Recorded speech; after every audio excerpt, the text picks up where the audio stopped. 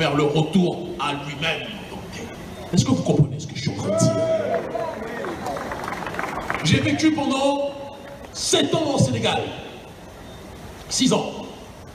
J'ai gravi tous les échelons médiatiques de cette capitale d'Afrique francophone en ce qui concerne les médias, qui m'a permis de toucher la masse africaine à la télévision.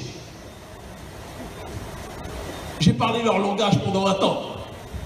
Et au bout d'un temps, lorsque j'ai été capable d'atteindre stratégiquement la masse critique, j'ai commencé à dire systématiquement dans mes allocutions que les ancêtres nous préservent. Et bon nombre de frères et de sœurs qui sont des musulmans fondamentaux au Sénégal, pays majoritairement musulmans, bon nombre de jeunes frères et sœurs ont commencé à dire, même si c'était des musulmans qui allaient à la mosquée et autres, ont commencé à dire que les ancêtres nous préservent.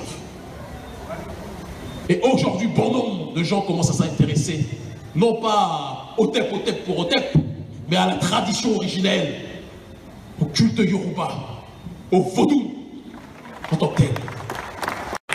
Et donc nous nous sommes éloignés. Nous avons fait preuve de multiples stratégies.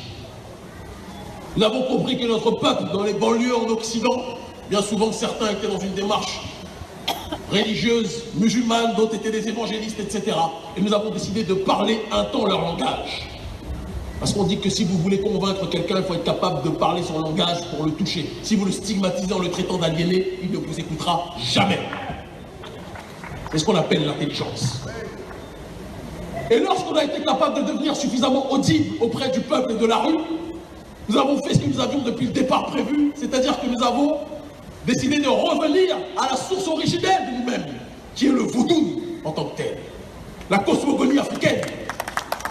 Et nous avons décidé de faire le pèlerinage à Ouida et de rentrer dans ce processus initiatique dont mes parents sont originaires, en tout cas une partie de ma famille est originaire, ce qui m'a permis de faciliter cette démarche-là, de telle sorte qu'aujourd'hui je suis proche du roi du vaudou aujourd'hui, Dagbo Una Unan II, d'accord, le fils de son prédécesseur, qui est l'autorité suprême du vaudou.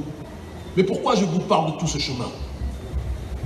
Je vous parle de tout ce chemin pour vous rappeler une chose. Oui, le retour à soi est vital pour que